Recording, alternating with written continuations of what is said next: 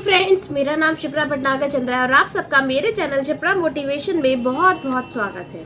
Friends, क्या आपने कई बार रेजोल्यूशन दिया और ऐसा हुआ है कि आपने कोई गोल सेट किया और आप उसको पूरा नहीं कर पाए, फिर आप पश्चाताप और पछतावे से घिर जाते हैं कि काश मैंने थोड़ा सा अपने खाने पीने पे कंट्रोल किया होता तो मेरा वेट रिड्यूस हो जाता, काश मैंने अपनी जॉब में या अपने बिजनेस में थोड़ी और मेहनत की होती तो मैं और ज़्यादा अमीर और कामयाब हो जाता। करते हैं ना फ्रेंड्स हम सब बातें। तो फ्रेंड्स, आज की आपकी इन सारी प्रॉब्लम्स का सॉल्यूशन लेकर मैं इस बुक समरी में आई हूँ जिसका नाम है will power does not work by Benjamin Hardy. Benjamin Hardy एक बहुत ही अच्छे राइटर हैं जिन्होंने मोटिवेशन और सेल्फ हेल्प पर 8 से ज्यादा किताबें लिखी है और वो एक साइकोलॉजिस्ट भी है। इसी के साथ वो media.com के नंबर 1 राइटर हैं और फ्रेंड्स उन्होंने अपनी बुक के माध्यम से लोगों को बहुत ज़्यादा इंस्पायर किया है। अगर आपके साथ भी ये सारी प्रॉब्लम्स है तो फ्रेंड्स यकीन मानिए आप में कोई कमी नहीं है, आप सच में एक बुरे इंसान नहीं है और ना ही आपकी विल पावर में कमी है। ये सारी प्रॉब्लम्स होती हैं हमारे आसपास के माहौल के कारण और इस बुक समरी में यही सब चीज़ें बताई गई हैं। इन्हीं सब बातों का सॉल्यूशन दिया गया है जिससे आप अपने आसपास के एनवायरनमेंट को चेंज कर सकते हैं, अपनी विल पावर को स्ट्रॉन्ग कर सकते हैं। तो फ्रेंड्स, क्या आप भी अपनी लाइफ में बड़ा चेंज लाने के लिए तैयार हैं? क्या आप भी अपनी विल पावर को और ज़्यादा स्ट्रॉन्ग करने के लिए तैयार हैं और अपने आसपास के माहौल को किस तरीके से चेंज करें? अगर आप इन सब बातों के लिए रेडी हैं तो चलिए स्टार्ट करते हैं इस बुक समरी को। इस बुक समरी में आप सीखेंगे वो स्ट्रैटेजीज जो आपके एनवायरनमेंट को चेंज करने में और आपको सक्सेस दिलाने में बहुत ज़्यादा हेल्प करेगी। इसी के साथ आप अपनी विल पावर को स्ट्रॉन्ग करने के तरीके के बारे में भी जानेंगे। साथ में अपना एनवायरनमेंट कैसे चेंज करें, ये सारी चीज़ें भी इस बहुत सारे टिप्स इस बुक में बताए गए हैं। साथ साथ लाइफ में छोटे छोटे चेंज लाना भी आपकी लाइफ में एक बहुत बड़ा परिवर्तन लेकर आ सकता है, आप बहुत बड़े रिजल्ट पर पहुंच सकते हैं। तो ये सारी छोटी छोटी बातें मिलकर ही इस बुक समरी पर बेस्ड है जिसके थ्रू कोई भी इंसान अपनी लाइफ को बहुत अच्छे से चेंज कर सकता है और अपनी लाइफ में पूरा 180 डिग्री का चेंज ला सकता है। इस बुक समरी को पढ़ने के बाद आप अपनी लाइफ में बहुत बड़ा इम्पैक्ट डाल सकते हैं, साथ में ही सक्सेस का मंत्र भी अचीव कर सकते हैं। चलिए शुरू करते हैं, ज्यादा टाइम ना वेस्ट करते हुए हम आगे बढ़ते हैं। फर्स्ट चैप्टर कहता है have your environment shapes your behavior. Friends, 12th century तक साइकोलॉजिस्ट मानते थे कि किसी भी बड़ी सफलता को अचीव करने में हमारे माइंडसेट और स्किल सेट का बहुत बड़ा हाथ होता है, साथ ही आपके बिहेवियर में क्या क्या चेंजेस आ सकते हैं। लेकिन धीरे धीरे अवधारणाएं बदलती चली गई और ये पता चला कि किसी भी सफलता को अचीव करने के लिए, किसी भी बुरी आदत को छोड़ने के लिए सबसे पहले आपको अपने एनवायरनमेंट को चेंज करना होगा।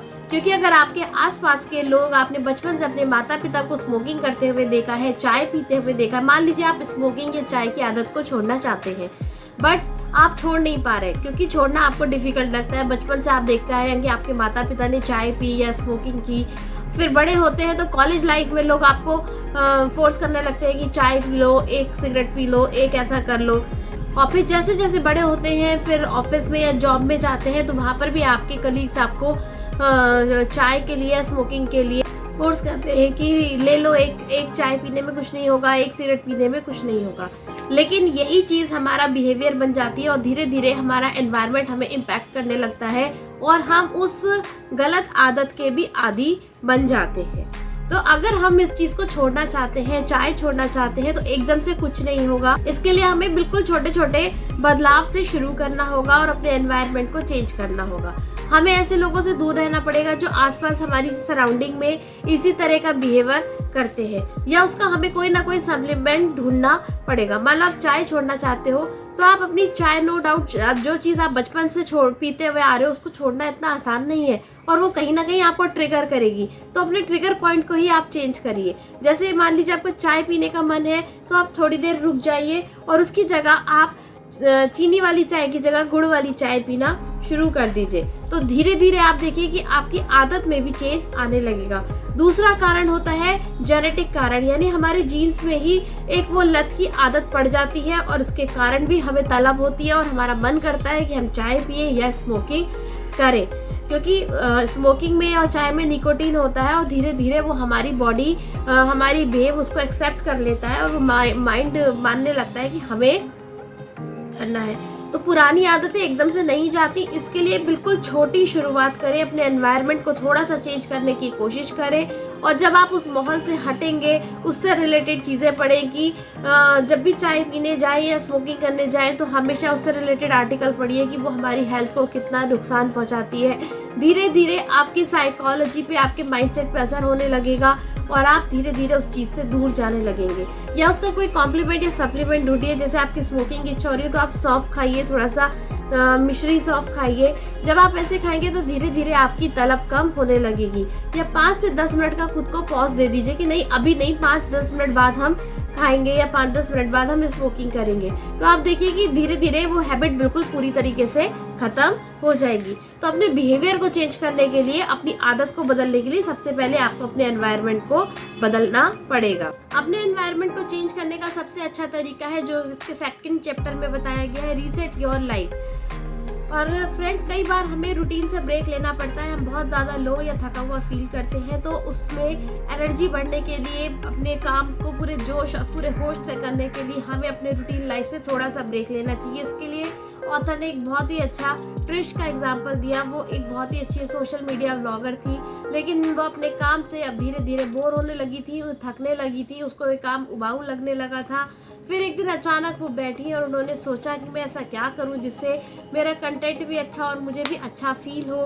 तो वो उन्होंने बैठ के जब काफ़ी देर शांत मन से सोचा तो उनके दिमाग में आइडिया आया कि क्यों ना मैं अपनी फैमिली के साथ, मुझे पूरे यूनाइटेड स्टेट को घूमने जाना चाहिए।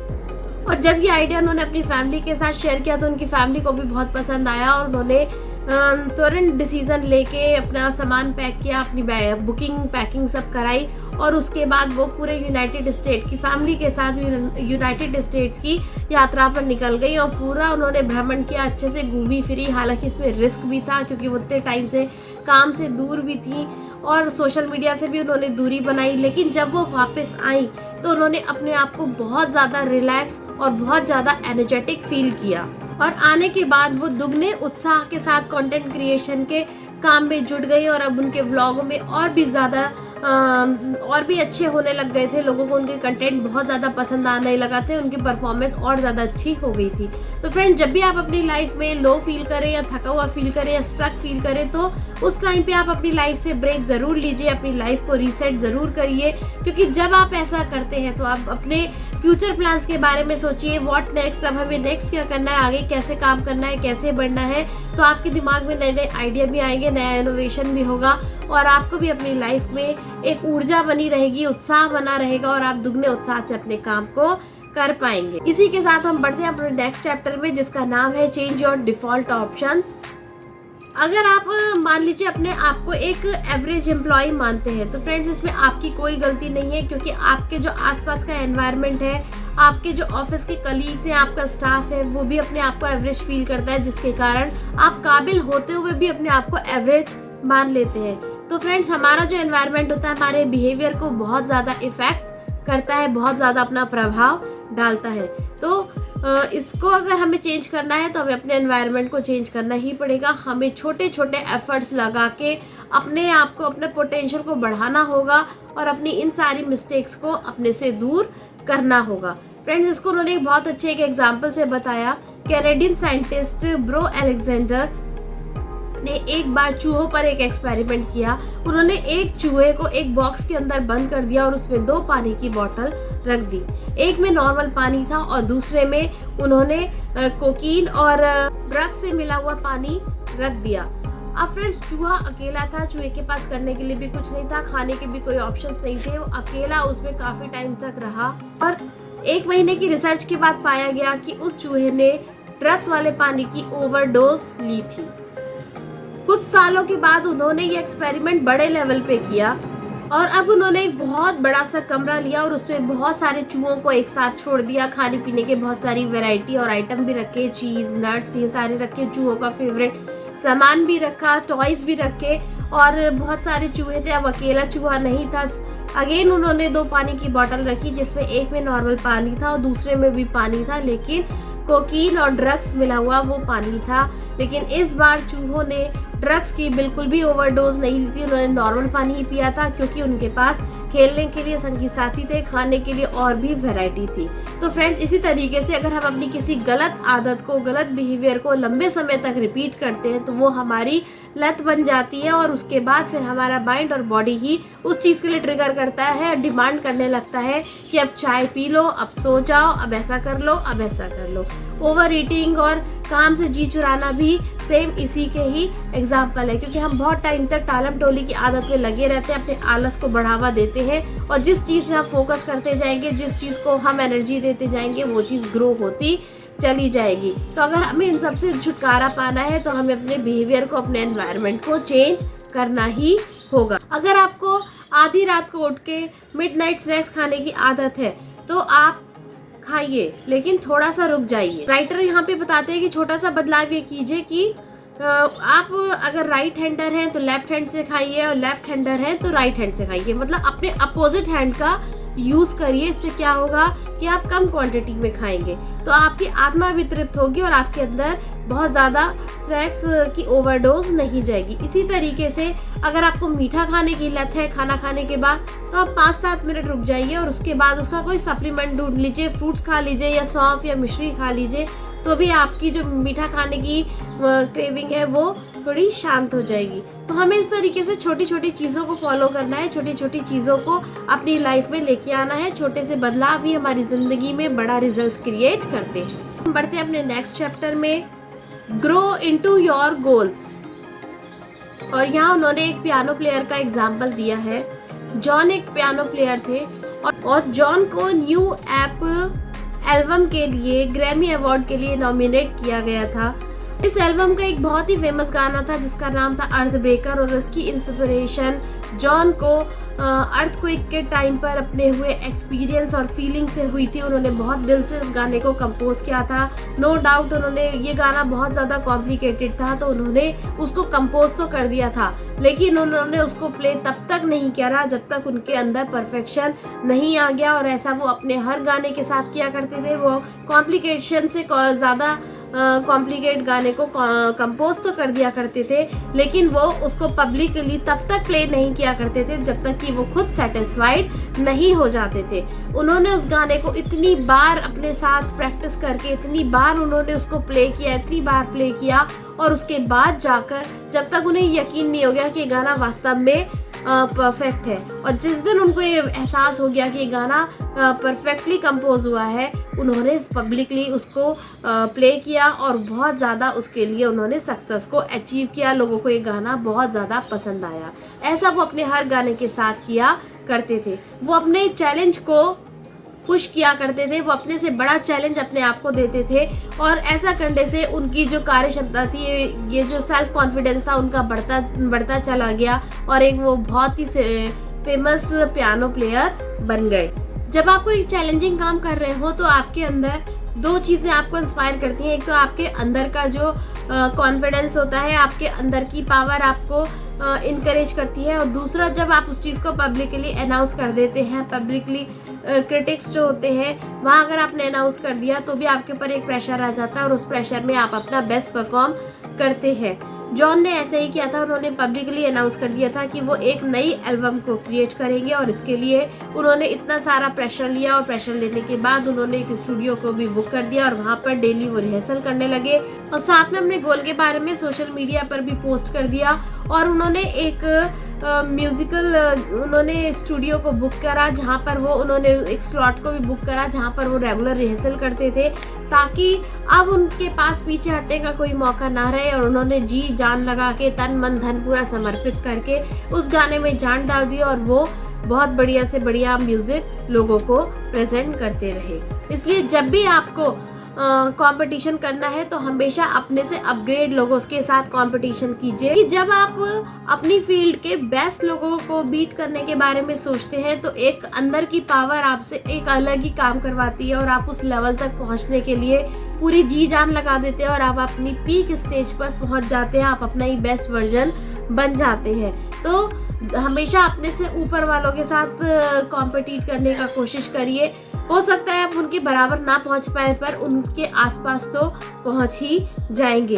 तो इस तरीके से अपने आप को को ऊपर उठाने का ये सबसे अच्छा तरीका होता है। इसी के साथ हम आते हैं अपने नेक्स्ट पॉइंट पे, जिसका नाम है रोटेट योर एनवायरनमेंट। अब हम अपने एनवायरनमेंट को रोटेट कैसे करें।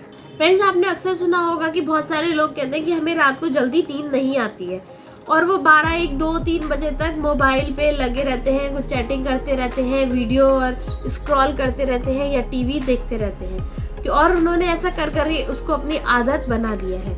लेकिन अगर आप बेटर परफॉर्म करना चाहते हैं तो आपको प्रॉपर नींद लेनी चाहिए, रात को टाइम भी सोना चाहिए और सुबह टाइम से जगना चाहिए। अब नींद नहीं आती, उसके भी बहुत सारे रीज़न है, क्योंकि आपका मोबाइल चलता रहता है, आपकी सराउंडिंग वैसी है, रात में टीवी चलता रहता है, शोर शराबा होता है, जिसके कारण आपकी बॉडी क्लॉक को लगता है कि अभी तो सब हलचल हो रही है और अभी सोने की ज़रूरत नहीं है। लेकिन अगर आपका माइंडसेट जल्दी सोने का बन चुका है तो आपको अपने एनवायरनमेंट को थोड़ा सा रोटेट करना पड़ेगा। आपको अपने मोबाइल को अपने से दूर रखना होगा, लाइट अपनी टाइम से बंद करनी होगी, टीवी वगैरह भी आपको टाइमली ऑफ कर देना है, घर में भी सोने का माहौल क्रिएट करना है और अपने कमरे में एक साउंड स्लीप आपको एनवायरनमेंट क्रिएट करके सोने की प्रैक्टिस करनी है। इससे आपकी क्रिएटिविटी और आपकी परफॉर्मेंस भी बढ़ेगी और आप जब फ्रेश उठेंगे तो आपके काम करने में भी एनर्जी लेवल बना रहेगा। तो अगर आप चेंज नहीं कर सकते तो थोड़ा सा रोटेट कर दीजिए, तो भी आपकी लाइफ में काफ़ी चेंज आएगा।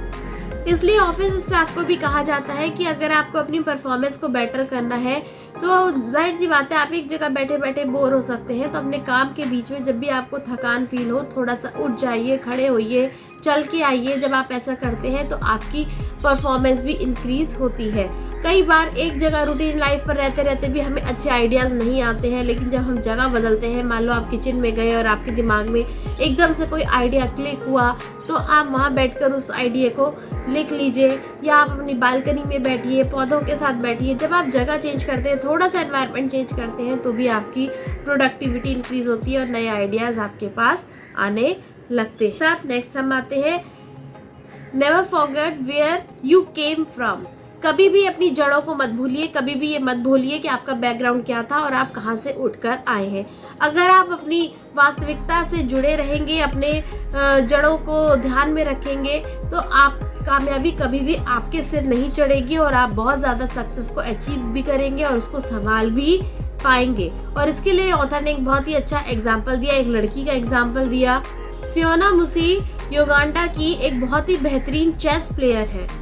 अपने देश युगांडा की चेस की हिस्ट्री में फर्स्ट टाइटल फीमेल प्लेयर है जिन्होंने अपने देश का चेस में बहुत नाम रोशन करा और सारी दौलत शोहरत समृद्धि को पाया। लेकिन वो शुरुआत से उनका बचपन ऐसा नहीं था। उनका बचपन शुरुआत से ही उनको इतनी कामयाबी और दौलत शोहरत थाली पे परोसकर नहीं मिली थी। जब वो छोटी थी, बहुत बचपन में, उनके माता पिता युगांडा की झोपड़ी में रहते थे, झोपड़पट्टी में रहते थे। उनके माता पिता के पास इतने भी पैसे नहीं थे कि वो अपने बच्चों को स्कूल भेज सके। इसलिए फियोना 9 साल की उम्र में सड़क पर कॉर्न ले जाकर बेचा करती थी और जैसे तैसे बेचकर अपना आजीविका चलाया करती थी, कुछ खाया पिया करती थी। एक बार वो कॉर्न बेचते बेचते एक ऐसे स्कूल के पास चली गई जहाँ पर चेस खेलने वाले बच्चों को फ्री में चेस भी सिखाया जाता था, साथ में दलिया भी सर्व किया जाता था। ऐसे स्कूल के पास चली गई जहाँ पर बच्चों को फ्री में चेस भी सिखाया जाता था और दलिया भी सर्व किया जाता था। एक तरीके से ये आपका सोशल वर्क ही उनका काम था। फियोना को ये एक्टिविटी बहुत अच्छी लगी और वो भी गई और उसने वहाँ बच्चों को चेस खेलते हुए देखा और उसने कहा मैं भी चेस सीखना चाहती हूँ। हालांकि वो कभी स्कूल कॉलेज भी नहीं गई थी, उनको पढ़ाई लिखाई कुछ नहीं आती थी, लेकिन जब उन्होंने चेस सीखना शुरू किया तो वो बहुत अच्छी प्लेयर बनती चली गई। उसके बाद उनका एडमिशन किसी दूसरे बड़े कॉलेज में करा दिया गया। स्टार्टिंग में उनकी माँ को ये सब बातें बिल्कुल पसंद नहीं आती थी, क्योंकि वो नहीं चाहती थी कि उनको लगता था उनकी बेटी पागल हो गई है और वो काम धाम छोड़ के पता नहीं क्या चेस वेस में लग गई है। लेकिन जब उन्होंने देश का नाम रोशन करा और इतनी दौलत शौलत पाई तो उनकी माँ और उनके रिश्तेदार भी उनके फेवर में हो गए। तो फ्रेंड्स, एक गरीबी में रहकर भी, किसी भी स्थिति में रहकर आप अपने बड़ी ड्रीम्स देख सकते हैं और उनको पूरा भी कर सकते हैं। और जब आपके सपनों में जान होती है, कभी भगवान भी आपके लिए रास्ता बनाकर भेजते हैं, लेकिन वो कभी भी उन्होंने इस बात को नहीं नकारा कि वो एक झोपड़पट्टी से आई हैं। हमेशा वो अपनी जड़ों से जुड़ी रहीं और इसलिए कामयाबी कभी उनके सिर पर नहीं चढ़ी। बहुत बार आपने देखा होगा कि लोग आते हैं और बहुत जल्दी नेम फेम सब मिल जाता है और एकदम धड़ाम से कुछ सालों के बाद गिर जाते हैं। क्यों? क्योंकि वो अपनी सक्सेस को हैंडल नहीं कर पाते हैं। तो फ्रेंड्स, कभी भी अपना बेस कभी मत भूलिए। आप जहाँ से आए उसको रेस्पेक्ट दीजिए और खुशी से उसको एक्सेप्ट कीजिए। तो फ्रेंड्स, बहुत कुछ बातें इस बुक समरी में बताई गई, बहुत सारी चीज़ें कवर की गई। आई होप आपको पसंद आई होगी। अब टाइम है हम थोड़ा सम अप करते हैं और सम अप करके इस बुक समरी को यहीं पर हम एंड करते हैं। तो फ्रेंड्स, सबसे पहले तो ये बताया गया है कि आपका एनवायरनमेंट ही आपके फिजिकल बिहेवियर को चेंज करने में आपकी हेल्प करता है। और फिजिकल आपके एनवायरनमेंट से मतलब है, आपके माहौल से मतलब है, आपके करीबी लोग जो आपके गोल्स पूरे करने में आपकी हेल्प करते हैं। दूसरा, अपने माहौल को चेंज करने के लिए आपने एक दूसरा तरीका सीखा जिसका नाम था रीसेट योर लाइफ। जब भी आपकी लाइफ बोरियत से भरी होने लगे तो आप थोड़ा सा ब्रेक लीजिए और कुछ नया करिए ताकि आपकी लाइफ वापस ऊर्जा से भर जाए। एक रिलैक्स्ड एनवायरनमेंट क्रिएट करें जहाँ पर आप अपने अनुकूल काम कर सकें और थोड़ा सा सोचने का समय निकालें। आपके गोल्स क्या हैं और आप क्या अचीव करना चाहते हैं और कहाँ पहुँचना चाहते हैं, इसके बारे में भी थोड़ा एनालिसिस करें। जब रुक के अपनी लाइफ के पन्नों को देखेंगे या फ्यूचर की प्लानिंग करेंगे तो आपको और बेटर आइडियाज़ आएंगे, जिससे आप अपनी लाइफ पे और तेज़ी से फोकस होंगे और अपनी लाइफ में ग्रो करेंगे।